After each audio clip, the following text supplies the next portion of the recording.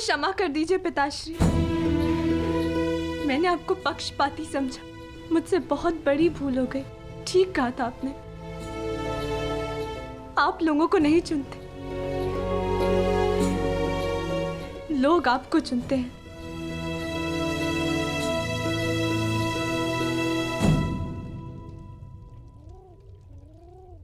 हमारा भविष्य हमारे चुनावों का ही परिणाम होता है पुत्री। जीवन में किस मोड़ पर हम क्या निर्णय चुनते हैं, उससे सिद्ध होता है कि हमें हमारा लक्ष्य मिलेगा या नहीं। परंतु क्या होगा पिताश्री? मैं ऐसा क्या करूं जिससे मेरे पति और मेरे पिता सुरक्षित रहे? कर्म करो लक्ष्मण, फल की चिंता ना करो। तुम्हारे पिता और सांब को उनके कर्मों का फल मिलेगा और अर्जुन को अपने कर्मों का।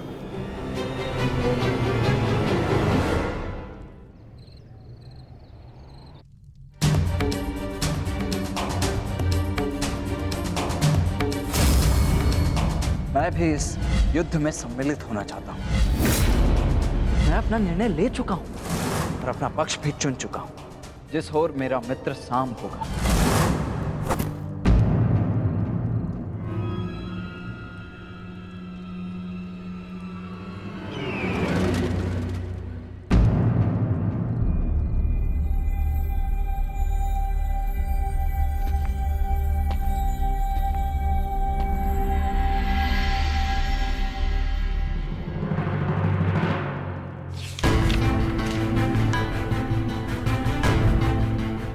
अंगराज, युवराज दुर्योधन द्वारका से हस्तिनापुर लौट रहे हैं और सूचना ये है कि नारायणी सेना दुर्योधन के पक्ष में आ गई है और कृष्ण अर्जुन के पक्ष में है। अंगराज, तुम शीघ्र हस्तिनापुर लौटो। युद्ध हस्तिनापुर की सीमा पर है। गांधार राज शकुनी।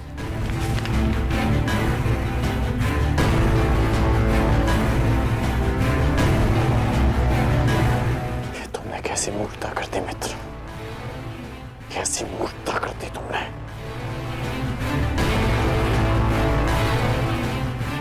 मुझे अभी द्वारका के लिए प्रस्थान करना होगा।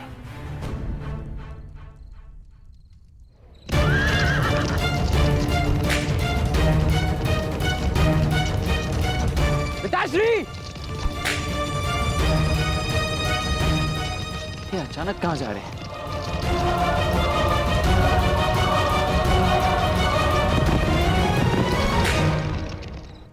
माँ,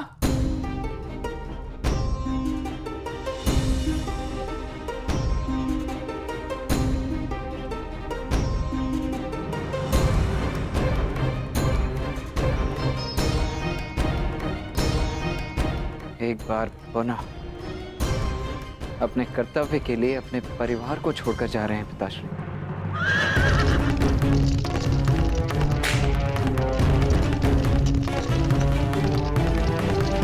विश्वास नहीं होता, अर्जुन इतना बड़ा मूर्ख है। इतनी सरलता से मुझे नारायणी सेना दे दी। हाँ?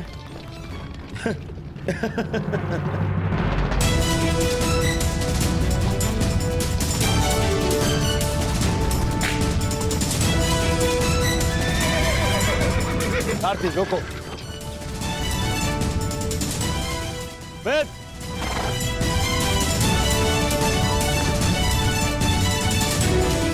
अच्छा हुआ तो मुझे यही मिल गए। मैं सोच ही रहा था कि सबसे पहले ये शुभ समाचार मैं तुम्हें ही दूं। जानते हो मैंने क्या किया है? यही मैं जानना चाहता हूं कि यह तुमने क्यों किया है। प्रतीत होता है कि तुम्हें सूचना पहले ही मिल गई है, परंतु तुम दुखी क्यों? तुम्हें तो प्रसन्न होना चाहिए। मुझे नारायणी सेना मिली। नारायण के बिना तुम्हें नारायणी सेना मिल गई है। मैंने तुमसे कहा था कि तुम्हें अर्जुन से पूर्व द्वारका पहुंचना। तुम अर्जुन से पूर्व द्वारका क्यों नहीं पहुंचे मित्र? अरे तुम्हें मिथ्या बोध हुआ है मित्र। अर्जुन से पूर्व द्वारका पहुंचा था। क्या? तो फिर ऐसा क्यों हुआ? अरे क्या हुआ मित्र? कुछ अनुचित नहीं हुआ है, सब हमारे हित में हुआ। हम दोनों को बराबर का अवसर मिला था, कृष्ण या नारायणी सेना चुनने का। उस मूर्ख ने नारायणी सेना छोड़कर कृष्ण को चुना और मैंने भी उसकी मूर्खता के लिए उसे रोका नहीं। और क्यों रोकता? हाँ? पहले अवसर उसे मिला, जबकि पहले मैं पहुंचा था। और तुमने वासुदेव को नहीं चुना। ये क्या किया तुमने? तुमने वासुदेव को क्यों नहीं चुना मित्र? उस पाखंडी कृष्णा को ये उपहार दे देना, कहना उसको कि उसके पास मेरी एक वस्तु है जो मुझे चाहिए। तुम्हें चिंता करने की कोई आवश्यकता नहीं है मित्र। अब हमारा सामना कोई नहीं कर सकता है। हमारे पास संसार की सबसे बड़ी और सबसे ताकतवर सेना है, नारायणी सेना, जो आज तक कभी पराजित नहीं हुई। और तुम्हें लगता है कि मैंने कृष्ण को ना चुनकर कुछ अनुचित किया है? वो कृष्ण जो इस युद्ध में शस्त्र भी नहीं उठाएगा। मित्र, तुम जानते हो कि नारायणी सेना आज तक अपराजित क्यों रही है? वो अपराजित रही है केवल वासुदेव के कारण। और आज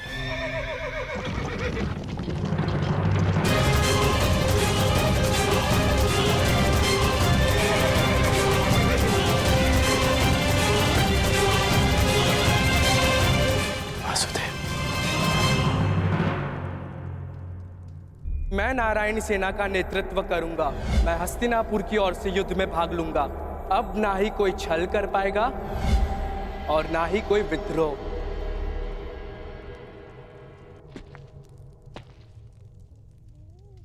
प्रणिपात माता। पार्थ, क्या हुआ पार्थ?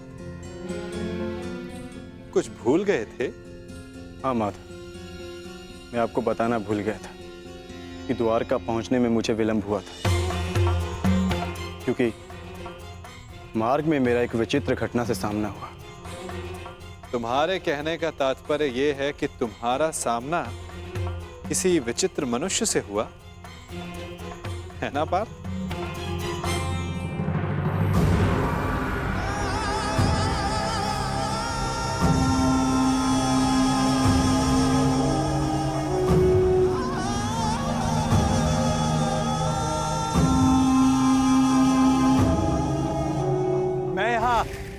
तुम्हारा ही तो कार्य करने आया था युवराज दुर्योधन।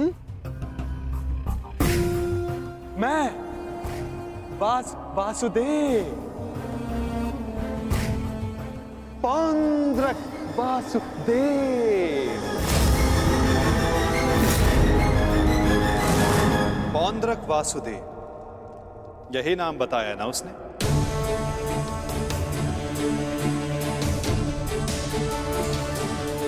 जिसने मेरी भांति वेशभूषा भी धारण कर रखी थी, है ना? हाँ, आप जानते हैं मैं भी कैसा प्रश्न पूछ रहा हूं, भला आपसे क्या छिपा है? परंतु मेरी समझ में यह नहीं आता कि वो पाखंडी आपके रूप में प्रस्तुत होकर सबको भ्रमित कर रहा है और आप शांति की आशा में कभी कभी शांत बैठना भी पड़ता है पार्थ।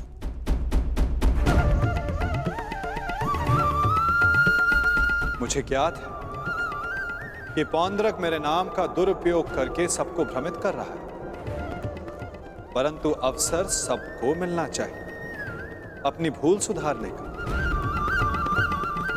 वही अवसर जो मैं सबको देता हूं, वही अवसर जो मैंने शिशुपाल को दिया था, वही अवसर जो मैंने कंस मामा को भी दिया था।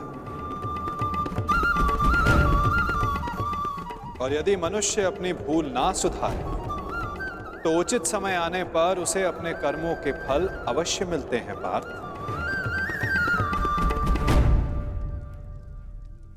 अब तुम मुझे पौंड्रक का संदेश सौंप सकते हो पार्थ।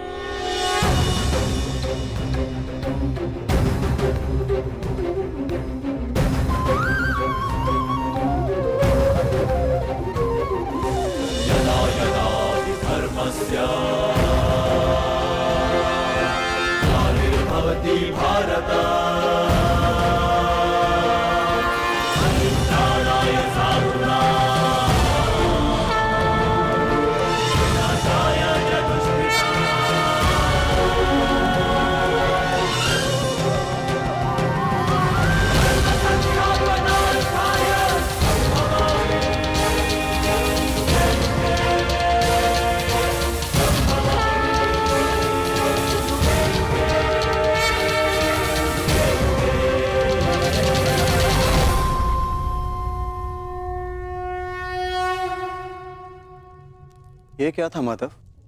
पौंड्रक का संदेश पार्थ। संदेश? हाँ पार्थ, ये संदेश कि जो भी मेरे दर्शाए मार्ग पर चलेगा पौंड्रक उसका नाश कर देगा।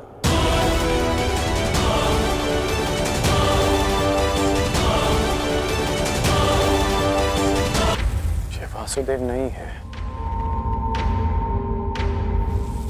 कौन है ये मित्र? हमारे मित्र का मित्र है ये पौंड्रक। पौंड्रक वासुदेव।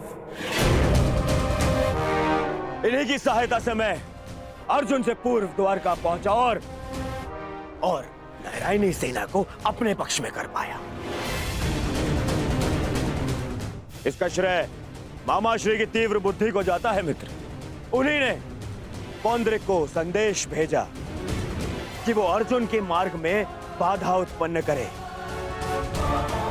इन्होंने अर्जुन को रोका और उसी कारणवश मैं अर्जुन से पूर्व द्वारका पहुंच पाया। अर्जुन को मार्ग से भटकाने का पूरा प्रबंध कर दिया है।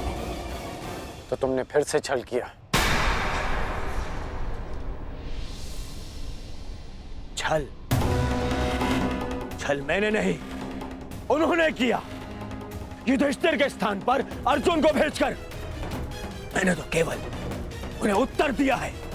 मित्र, उन्होंने जो किया उसे छोड़ो।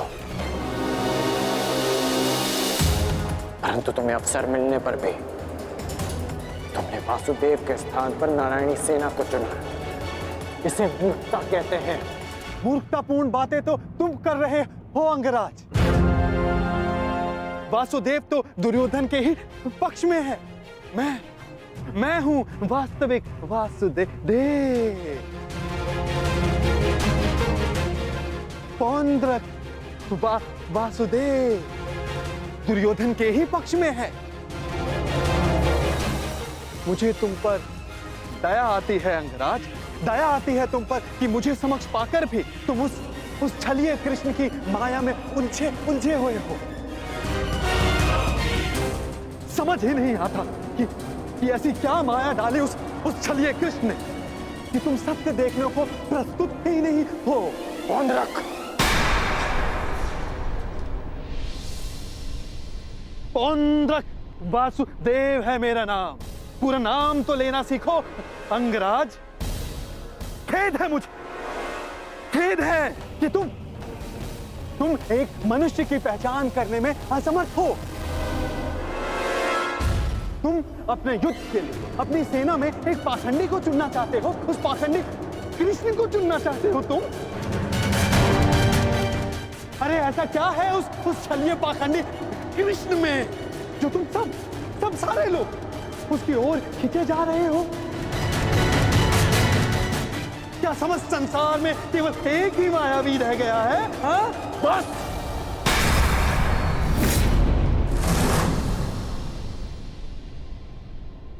बस तुम करो मित्र, बस। मुझे कृष्ण की वो विशाल सेना चाहिए थी जो मुझे मिल गई।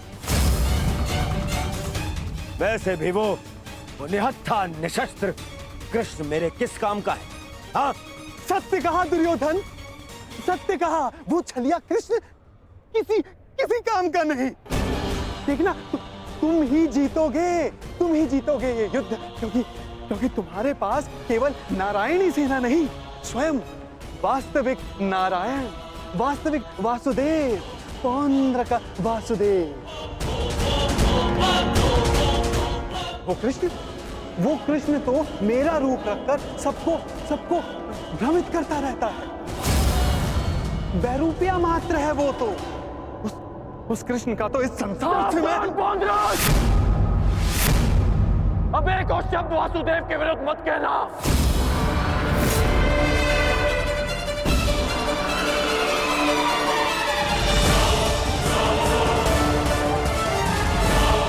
वो कृष्ण तो मेरा रूप रखकर सबको भ्रमित करता रहता है। बैरूपिया मात्र है वो तो। उस कृष्ण का तो इस संसार से मैं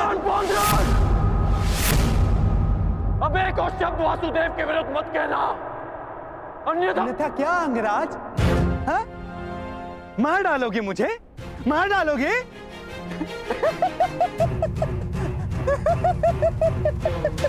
दुर्योधन, तनिक देखो तुम्हारी सेना का ये वीर कहीं वास्तविकता में उस छलिए का गुप्तचर तो नहीं है।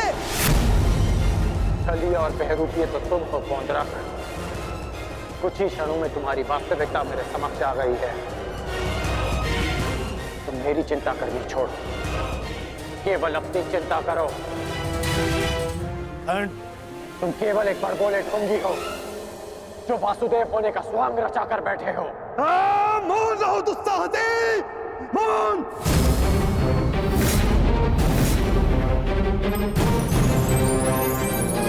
तेरा इतना दुस्साहस कि तो मुझे पौंड्र का वासुदेव को ढोंगी कहता है, मूर्ख। शांत हो जाओ मित्र, शांत हो जाओ। पौंड्र, कांड का यह तात्पर्य नहीं था। मेरा यही तात्पर्य था। ये ढोंगी है।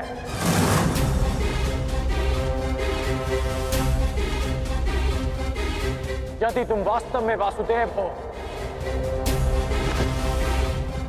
तो मुझे निशस्त्र करके दिखाओ। मैं तुम्हें चुनौती देता हूं। पौंड्रक वासुदेव को चुनौती?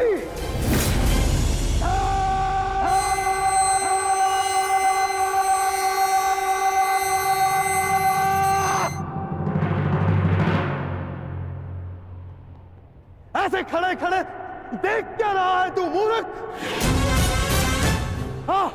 हाँ, मेरे साथ युद्ध कर।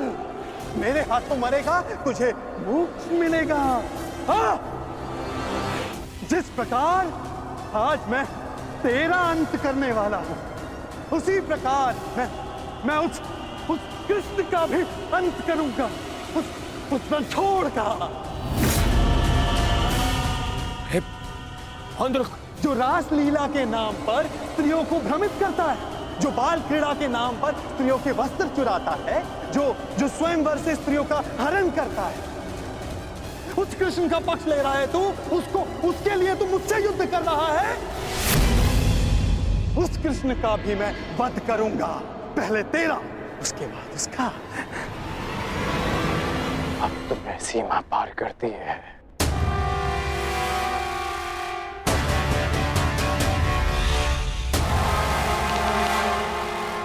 नहीं मित्र, नहीं। मित्र, आज इस पौंड्र का अंतिम दिवस है।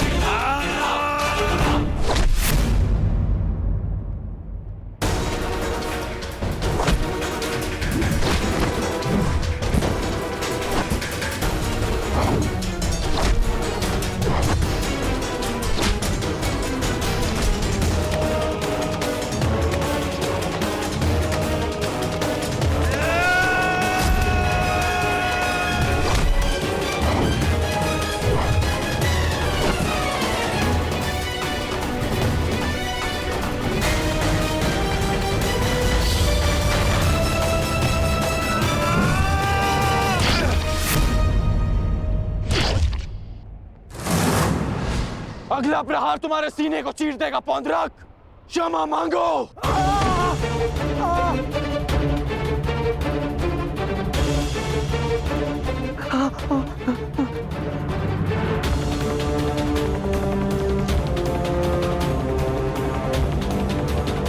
अब बोलो, क्या कह रहे थे तुम? कौन हो तुम? मैं ही हूं वास्तविक वासुदेव, पौंद्रक वासुदेव मैं ही हूं। पाखंडी!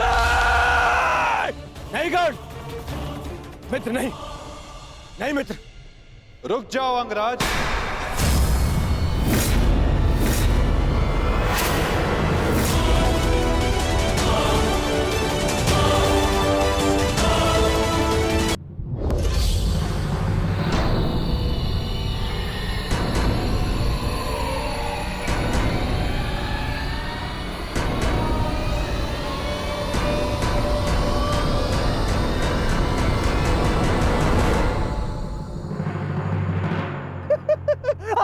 आ गया तू, चलिए आ गया।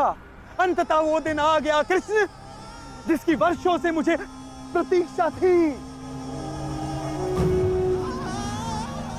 यदि अंत से पूर्व मनुष्य को उसकी भूल का भान हो जाए तो अच्छा ही होता है। अब तो तुम्हें विश्वास हो गया होगा कि वास्तविक वासुदेव कौन है। मैं ही हूं वास्तविक वासुदेव, पौंद्रक वासुदेव।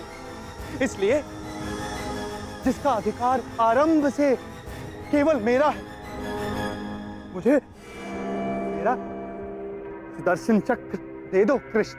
देने ही तो आया हूं तुम, परंतु चेतावनी, मैं तुम्हें बहुत अवसर दे चुका हूं पौंड्रक। तुम्हारे पाप का घड़ा भरता जा रहा है पौंड्रक। अब मेरा स्वांग रचना बंद करो। चुप कर छलिया कृष्ण। तू ढोंग, तू छलिया मुझे बताएगा कि अब मुझे क्या करना चाहिए और क्या नहीं। जो तुझे देव मानते हैं ना, वो सब दृष्टिहीन है और बुद्धिहीन भी। परंतु मैं नहीं हूं। अपने सहयोगियों को धैर्य की महिमा समझाओ दुर्योधन। युद्ध प्रारंभ होने में अभी समय शेष है और समय से पूर्व युद्ध को आमंत्रण देना सर्वनाश को आमंत्रित करने के समान होता है दुर्योधन। क्योंकि इस समय मैं अस्त्र ना उठाने के लिए बंधित नहीं हूं। मनुष्य को खाई में गिराने के लिए उसका केवल एक पग पर्याप्त होता है पौंड्रक। अभी अभी मैंने कर्ण को रोककर तुम्हें मृत्यु के मुख में जाने से रोका है। कदाचित तुम्हारा अगला पग तुम्हारा अंत ना रोक पाए पौंड्रक।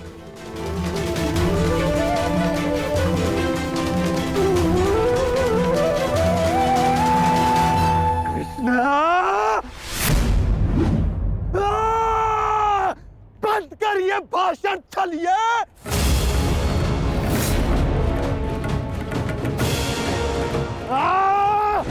छलिए पाखंडी, आज मैं तेरा अंत करके ही रहूंगा कृष्ण। पहले रखो मित्र, क्रोध मुझे भी आ रहा है। अपने क्रोध को युद्ध के लिए बचा के रखो।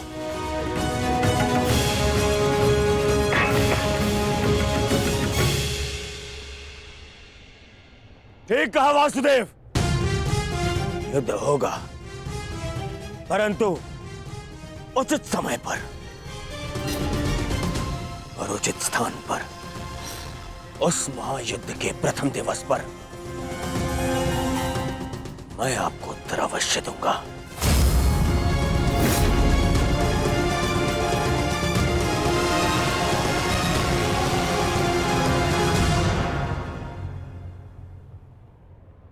तुम चोटिल हो मित्र, आओ तुम्हें तुम्हारे शिविर पर छोड़ दूं। आओ।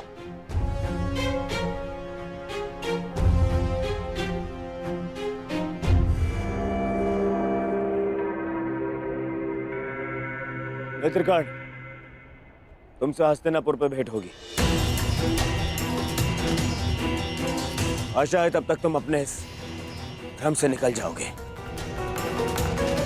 और तब तुम समझोगे कि मेरा चुनाव उचित था। आशा तो मुझे थी मित्र कि तुम अपने भ्रम से निकलकर वास्तविक शक्ति को पहचानोगे, परंतु अब कोई लाभ नहीं। जो हानि तुमने स्वयं को और हम सबको पहुंचानी थी, वो तुम पहुंचा चुके हो। चल मोटे, आज कृष्ण, मैं अपना सुदर्शन चक्र तुझसे लेकर रहूंगा, जिस पर आरंभ से केवल मेरा अधिकार था, है और रहेगा।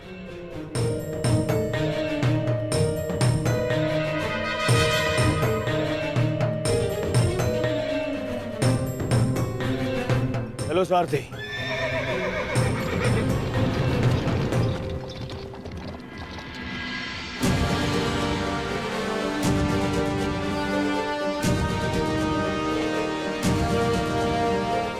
प्रणिपात वासुदेव,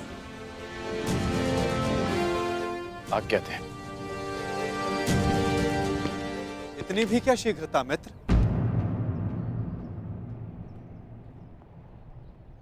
सारथी रह चुका हूं तुम्हारा। आज भी अपने रथी का मन पढ़ सकता है ये नटवर। समझता हूं कि तुम व्यथित हो। क्या अपने मन की बात अपने सारथी से नहीं कहोगे तुम?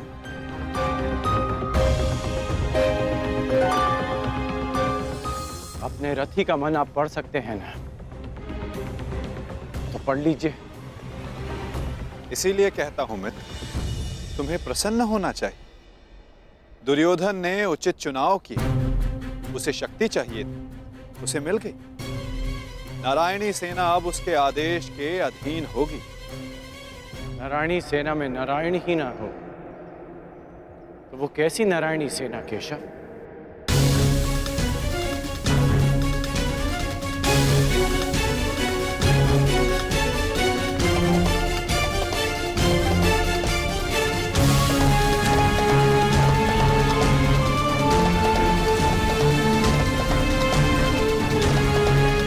जो दुर्योधन ना पहचान सका वो आप जानते हैं, और उसे मैं भी देख सकता हूं। जिस क्षण उसने आपको त्याग कर सेना को चुना, उसी क्षण उसने विजयश्री थाल में सजाकर पांडवों को भेंट कर दी।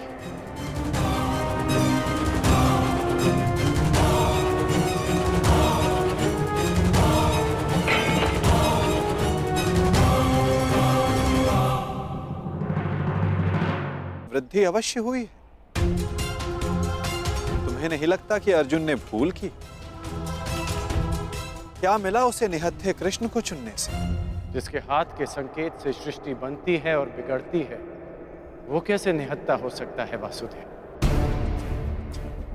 परंतु सत्य ये भी है मित्र कि मेरे युद्ध में उपस्थित रहने पर मैं युद्ध नहीं करूं, तो फिर मुझसे किसी को क्या हानि और क्या लाभ?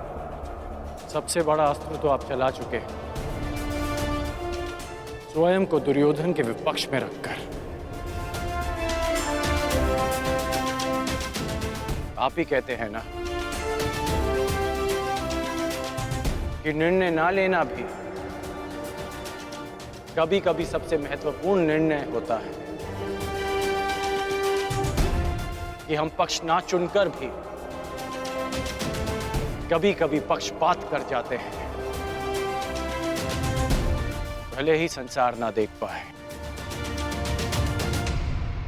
परंतु मैं जानता हूं कि आपने पक्ष लिया है वासुदेव।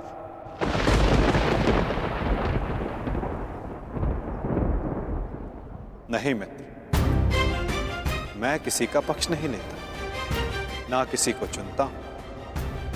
लोग मुझे चुनते हैं या छोड़ते हैं। मानता हूं कि आपने किसी को नहीं चुना, परंतु आपने दुर्योधन को बाध्य किया कि वो आपको ना चुने।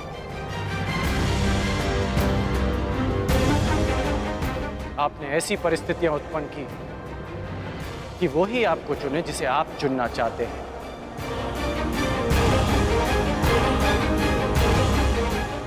क्या ये एक प्रकार का पक्षपात नहीं वासुदेव? तुम्हारी यही प्रवृत्ति मुझे भाती है मित्र, और तुम्हें सबसे भिन्न बनाती। तुम बुद्धिमान हो और स्पष्टवादी भी।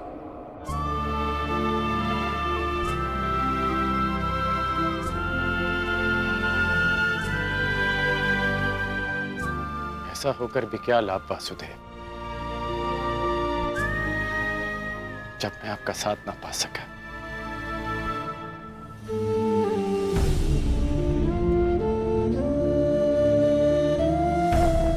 कितने वर्ष हो गए हमारी भेंट को, जब से हम मिले हैं हमारे पक्ष सदा भिन्न थे, परंतु हमारी सोच एक थी वासुदेव। फिर आपने ऐसा क्यों किया? मैंने ऐसा क्या किया मित्र?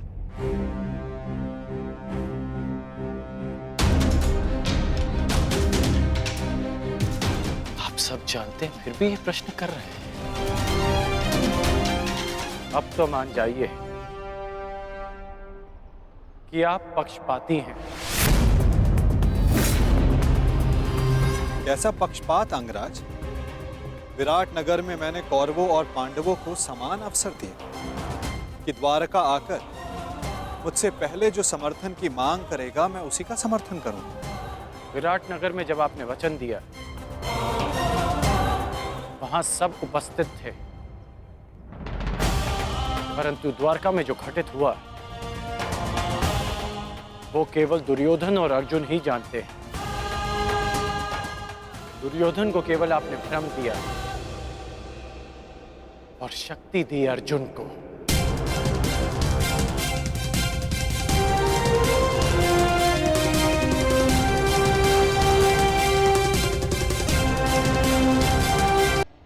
द्वारका में जो घटित हुआ वो केवल दुर्योधन और अर्जुन ही जानते हैं। दुर्योधन को केवल आपने भ्रम दिया और शक्ति दी अर्जुन को। नारायणी सेना को चुनना दुर्योधन का चुनाव था मित्र। मैंने तो उसे केवल विकल्प दिया। अब दुर्योधन ने क्या चुना ये तो उसका निर्णय। इसमें मैं क्या कर सकता था? आप जो कर सकते थे आपने किया माधव, और उसका परिणाम वही हुआ जो आप चाहते थे। यदि आप पक्षपाती नहीं होते तो अर्जुन को देखते ही आप उससे पूछते कि वो युधिष्ठिर के स्थान पर वहां क्या कर रहा है, परंतु आपने ऐसा नहीं किया। यदि तुम दुर्योधन के चुनाव पर निराश हो परंतु खेल मैंने नहीं, उसके दम, उसके लालच, उसके अहंकार ने खेला है मित्र। आप भी भली भांति जानते हैं कि दुर्योधन युधिष्ठिर से कहीं अधिक सक्षम शासक है। इस समय भारत को शासक की नहीं, धर्म की आवश्यकता है, धर्मराज की आवश्यकता है मित्र। फिर भी मैंने तुम्हारे तथाकथित सक्षम शासक को विकल्प दिए मित्र, जो विकल्प चुनने में ही चूक गया। वो कैसा सक्षम शासक मित्र? और मेरे विकल्प का क्या? आपने मुझे विकल्प क्यों नहीं दिया? कौरवों और पांडवों के मध्य आपने मुझे क्यों छोड़ दिया? क्या आपकी दृष्टि में मेरा कोई महत्व नहीं केशव? मैंने तो सदैव तुम्हें विकल्प दिए मित्र, अब तुमने ही मुझे नहीं चुना, तो उसके लिए तुम स्वयं उत्तरदायी। मैंने तो वर्षों पहले तुम्हारा सारथी बनना स्वीकार किया था मित्र, परंतु तुमने ही अलग मार्ग चुना। मैं तुम्हें सदा धर्म के लिए लड़ते देखना चाहता था, परंतु तुमने सदैव दुर्योधन के छल का साथ दिया। परंतु अब भी कुछ नहीं बिगड़ा, तुम्हारे लिए अब भी अवसर शेष है मित्र। तुम मनुष्य श्रेष्ठ हो, परंतु अनुचित स्थान पर उचित स्थान का चुनाव करो मित्र। ये विकल्प नहीं है माधव, और यदि आप इसी को विकल्प कहते हैं तो आप ऐसा विकल्प मुझे अनेक बार दे चुके हैं, और मैंने सदा आपसे कहा कि ऐसा संभव नहीं है। मुझे इस बात का खेद रहेगा कि आप मेरे साथ नहीं होंगे, परंतु ये खेद मैं अपने मित्र को नहीं होने दूंगा, जिस मित्र ने मुझ पर विश्वास किया। आप अपना धर्म निभाइए और मैं अपना ऋण चुकाऊंगा वासुदेव।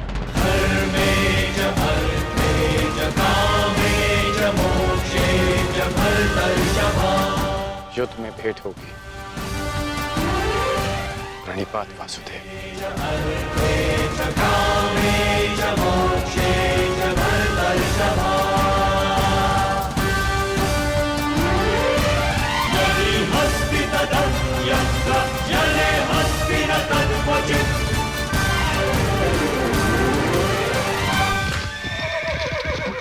नहीं मित्र, युद्ध से पूर्व हमारी भेंट होगी, और मैं तुम्हें एक और अवसर दूंगा।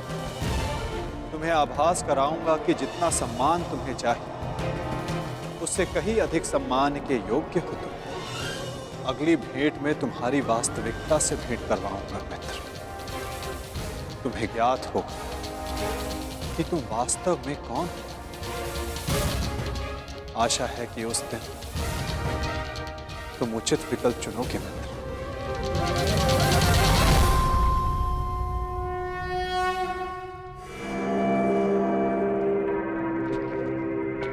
अमश्री,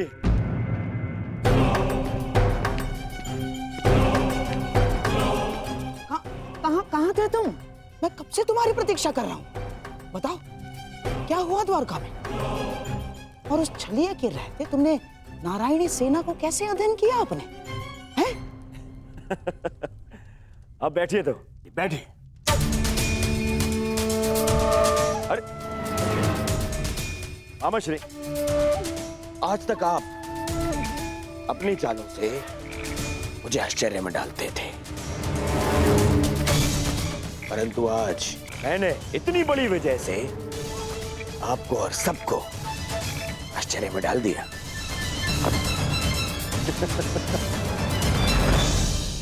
सब इतने प्रसन्न हैं मेरे इस निर्णय से, सवाए मेरे मित्र कर्ण के। समझ में नहीं आता उसे अभी भी ऐसा क्यों लगता है कि मुझे सेना को छोड़ के उसने कृष्ण को चुनना चाहिए था।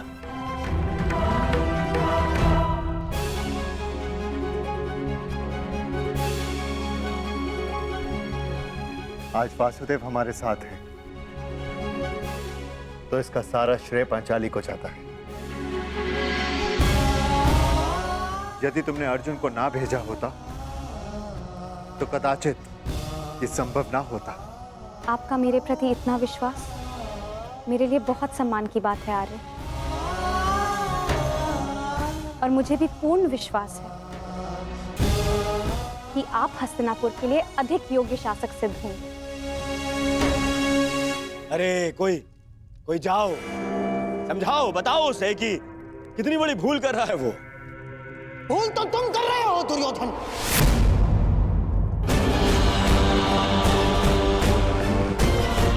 आज पहली बार मैं कर्ण से सहमत हूं। तुम्हें नारायणी सेना के स्थान पर कृष्ण को ही चुनना था। ये क्या कर लिया तुमने? अरे मैंने क्या किया मामाश्री? उस कृष्ण ने वहां वचन दिया कि वो युद्ध में अस्त्र नहीं उठाएगा, तो फिर मैं नारायणी सेना को छोड़कर उस निहत्थे कृष्ण को चुनकर क्या कर लेता? अब हमारे विरुद्ध पूरी नारायणी सेना होगी जो हर प्रकार की व्यूह रचना में निपुण है। हमें अपने सैनिकों को श्रेष्ठ प्रशिक्षण देना होगा। जब तक माधव हमारे साथ है नकुल, हमें किसी बात की चिंता करने की कोई आवश्यकता नहीं। यदि आज वो हमारे पक्ष में होता तो पांडवों के लिए नहीं, आज वो हमारे लिए रणनीति बनाता, हमारे लिए। उसका वास्तविक अस्त्र तो उसकी नीति ही है। वो कृष्ण कोई साधारण मनुष्य नहीं है ना। अरे महामायावी है वो, महामायावी। वो समय को अपने मुताबिक चलाना जानता है, और इतना ही नहीं, वो अपने पक्ष के अनुसार परिस्थितियां भी बदल देता है। समझ गए? इसीलिए हम आरंभ से चाहते थे कि पांडवों से कैसे अलग कर दिया जाए उस छलिए को, परंतु तुमने इतना बड़ा अवसर गवा दिया। क्या किया ये है? क्या कर दिया ये तुमने? अरे समझ में नहीं आता है मुझे, क्यों सब उस कृष्ण से इतना भयभीत हैं? क्यों? कुछ नहीं बिगाड़ पाएगा वो। अब तो उसकी सेना भी मेरे अधीन है। कुछ नहीं बिगाड़ पाएगा वो। देखो दुर्योधन, अब इस बात पर वाद विवाद करके समय व्यर्थ करने से कोई लाभ नहीं। जो हानि होनी थी वो तो हो चुकी।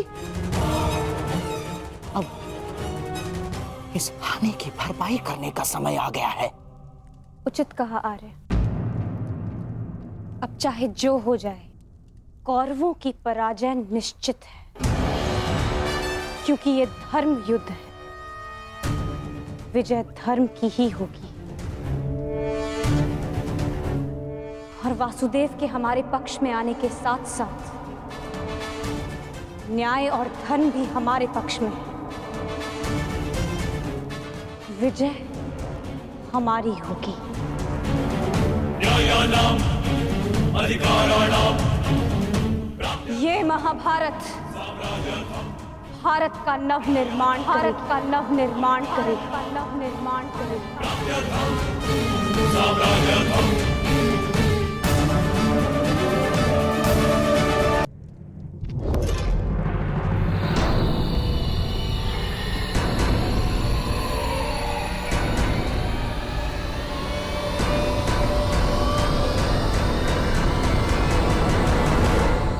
अच्छा हुआ कर्ण, तुम आ गए।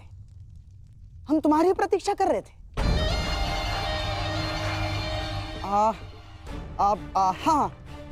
सभा का आरंभ मैं सबसे पूर्व महाराज धृतराष्ट्र को राजकुमारी लक्ष्मणा के विवाह की बधाई देकर करना चाहता हूँ।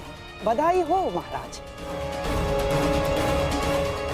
और हाँ, अत्यंत खेद के साथ मुझे ये भी कहना पड़ रहा है कि ये अंतिम शुभ अवसर था जिसमें सारे कुरुकुल ने भाग लिया। हाँ, क्या पता इस युद्ध के पश्चात कौन जीवित रहेगा और कौन नहीं।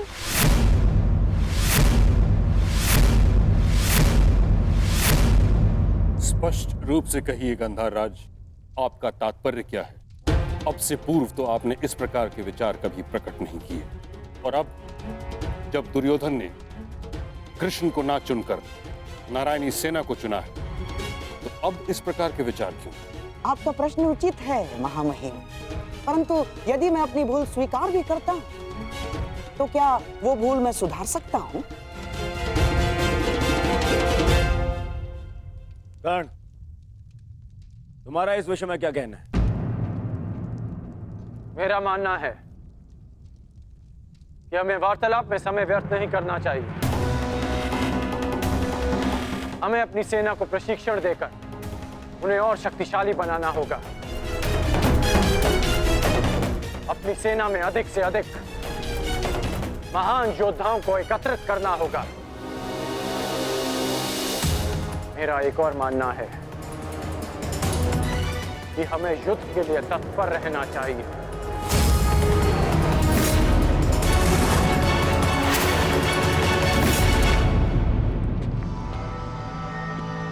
क्या तुम्हें भी यहाँ उपस्थित होने के लिए कहा गया? हाँ भ्राताश्री, मुझे प्रहरी ने निद्रा से उठाकर संदेश दिया कि हमें शीघ्र ही यहाँ उपस्थित होना है। परंतु क्यों और किसके आदेश पे? ये आदेश मैंने दिया है।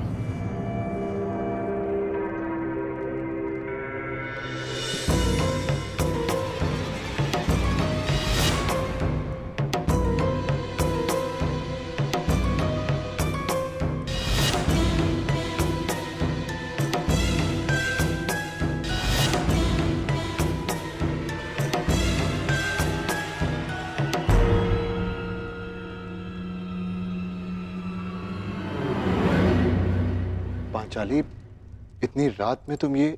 क्योंकि ये समय सोने का नहीं है धर्मराज, जागने का है। और जो बात मैं कहना चाहती हूँ उसके लिए सूर्योदय की प्रतीक्षा नहीं कर सकती। ऐसा क्या है पांचाली?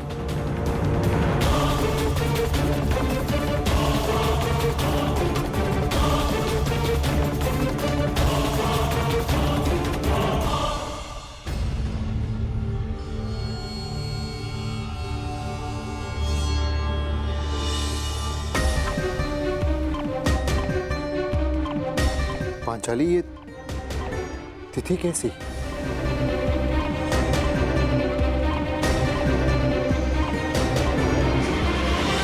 ये वो तिथि है आर्य जिस दिन हम कौरवों के विरुद्ध युद्ध आरंभ करेंगे। यदि ये युद्ध हुआ तो कितने योद्धा और कितने सैनिक मारे जाएंगे? महाराज, इस तथ्य से सभा में उपस्थित सभी मनुष्य अवगत हैं।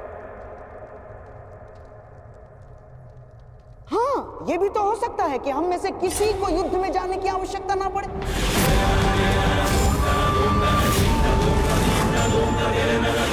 एक अंतिम अवसर देते हैं, तो क्या हम अपने शत्रु को अंतिम अवसर नहीं दे सकते? दे सकते हैं ना महामहिम? गांधार राज, युद्ध होना निश्चित है और होकर ही रहेगा।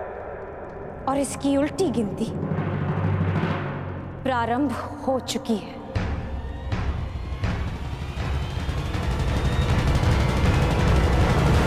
मैं तुम्हारे विचारों से सहमत नहीं हूं। जितना असहमत मैं गंधार नरेश की सोच से हूं, उतना ही असहमत मैं इस निष्कर्ष से हूं। हर परिस्थिति में संधि युद्ध से श्रेष्ठ होती है। हमें पांडवों से संधि वार्ता कर लेनी चाहिए। युद्ध अभी प्रारंभ नहीं हुआ है महाराज, हम इसे रोकने का प्रयास कर रहे हैं। हमें पांडवों से शांति वार्ता करनी चाहिए। मैं जानता हूं कि आप भी ये युद्ध रोकना चाहते हैं, हम भी नहीं चाहते कि ये युद्ध हो। हमारा प्रयास है कि हस्तिनापुर के मस्तक पर इस महाविनाशी युद्ध का कलंक न लगे। ठीक है ताक्षरी, यदि यह हस्तिनापुर के भविष्य का प्रश्न है तो हम अपने दूत को पांडवों के समक्ष भेजने की आज्ञा देते हैं। हमें उन तक संदेश देना है कि हस्तिनापुर भी इस युद्ध के विरुद्ध है। और युद्ध के अंतिम दिन मैं अपने अपमान का प्रतिशोध लूंगी।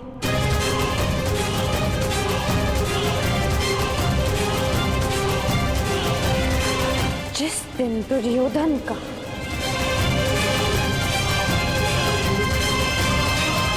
अंत होगा।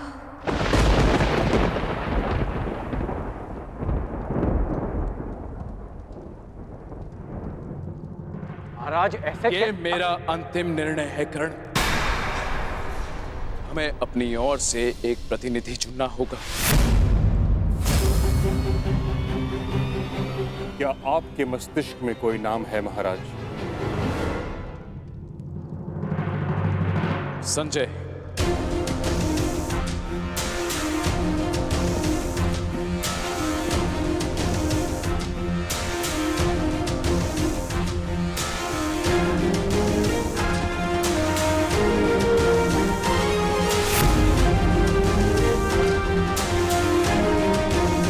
प्रणिपात महाराज।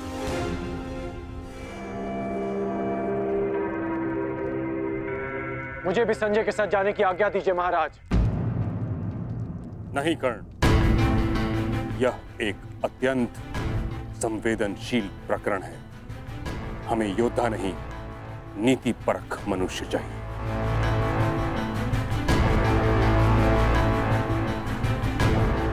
विदुर, तुम संजय के साथ जाओगे।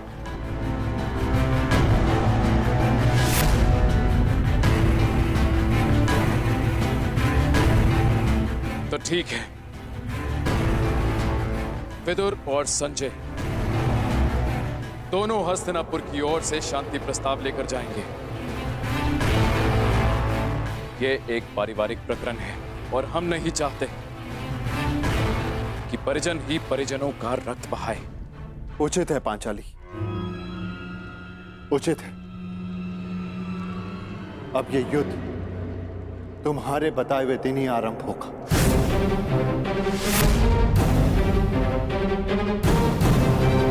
और इसका संदेश हम कौरवों तक पहुंचा देंगे।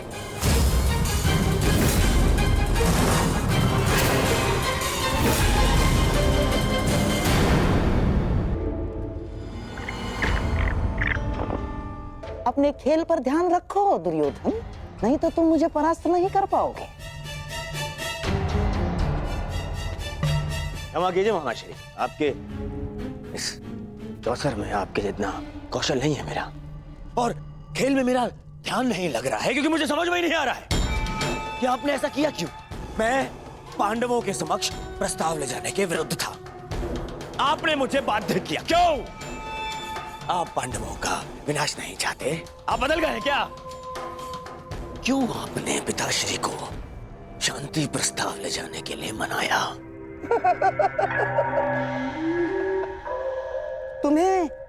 तुम्हें क्या लगता है दुर्योधन, क्या ये शांति प्रस्ताव युद्ध को रोक पाएगा? कदापि नहीं। अब ये युद्ध होकर रहेगा। इस युद्ध को कोई नहीं रोक सकता। अरे तो फिर संजय और विदुर को शांति प्रस्ताव लेकर क्यों भिजवाया आपने? क्यों ना बताइए ना। बताता हूं। समझो दुर्योधन, जिस प्रकार हम दूत भेजेंगे उसी प्रकार वहां से भी उन्हें दूत भेजना होगा ना। तुम्हें क्या लगता है कौन आएगा दूत बन के पांडवों की तरफ से? कौन आएगा? वही जो दर्शाता तो यही कि उसका किसी भी निजी प्रकरण से कोई संबंध नहीं, परंतु जो हर प्रकरण में बीच में घुस आता है, जो मेरे हर छल को अपनी बुद्धि के बल से असफल कर देता है, वो जिसकी मनोहर बातों का व्यू गुरु द्रोणाचार्य के चक्रव्यूह से भी अधिक शक्तिशाली है, वो जो हस्तिनापुर के सिंहासन पर तुम्हें नहीं उन पांडवों को बिठाना चाहता है। वही वही छलिया, वही वासुदेव कृष्ण। ये तो उसमें हंसने वाली क्या बात है, उसका क्या? बताता हूं।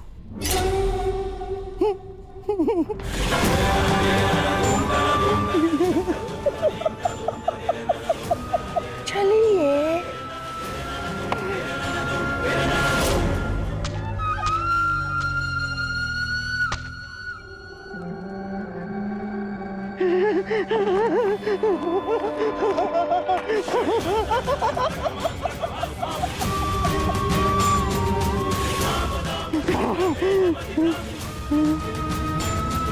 कृष्ण यहाँ आएगा तो अवश्य, परंतु जा नहीं पाएगा।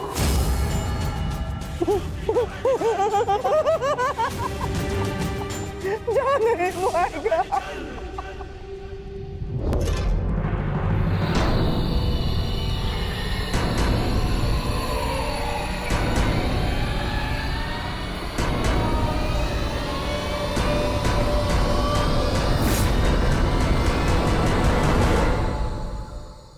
आपका क्या मत है वासुदेव?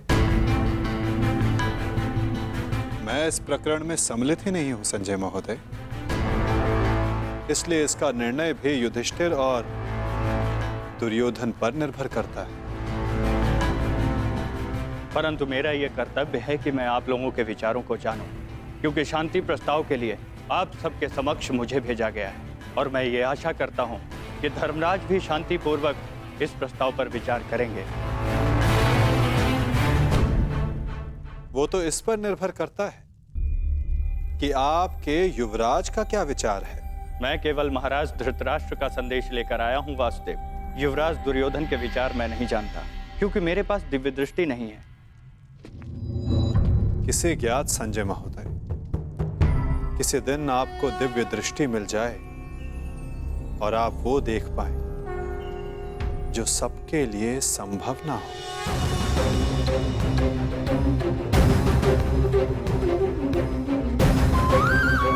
धर्मराज, आपके समक्ष हस्तिनापुर से शांति प्रस्ताव आया है।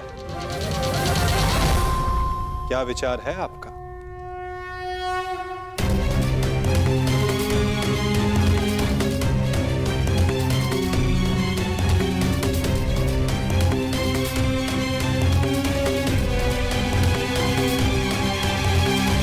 यदि हस्तिनापुर शांति चाहता है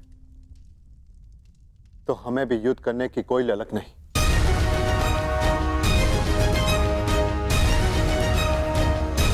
जब पितामह ने पहल की तो उनके निर्णय का मैं सम्मान करूंगा, परंतु ये युद्ध केवल मेरा नहीं, मेरे अनुजों का भी है और पांचाली का भी, इसलिए उनका मत जानना भी अत्यंत आवश्यक है। हमें ज्ञात है कि अवश्य ही तुम सबके हित की सोचोगे युधिष्ठिर, इसलिए हम सबको सबसे अधिक आशा तुमसे ही है। मुझे विश्वास है प्रतिकार और प्रतिघात के स्थान पर तुम शांति को महत्व दोगे।